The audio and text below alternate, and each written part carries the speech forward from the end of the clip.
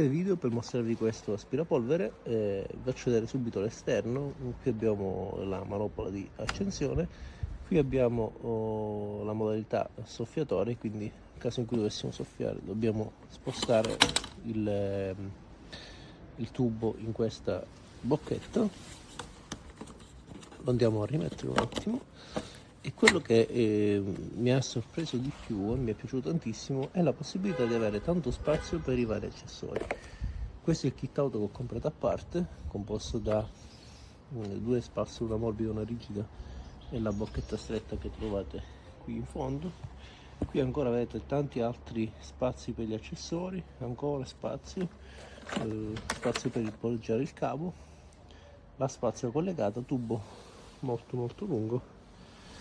E una chicca è che se riesco a farlo vedere, una mano, qui c'è, vedete, un fermo per il tubo, insomma, quindi quando dovete riporre senza tenerlo in verticale, da entrambi i lati c'è questo poi anello che scorre e si può bloccare il tubo in una posizione in modo tale da tenerlo, insomma, più o meno in ordine. Adesso è giusto un esempio, però diciamo si riesce un attimo a gestirlo meglio rispetto ai classici aspirapolveri. Nella parte interna invece troviamo il sacchetto che adesso non è quello originale, perché ho ricevuto in prova alcuni sacchetti non originali, quindi sono in fase di test. E qui invece abbiamo il filtro, quindi il filtro di carta, da questo punto di vista davvero eccezionale, potenza di aspirazione davvero ottima, rumore non eccessivo. Per me è un prodotto assolutamente da consigliare.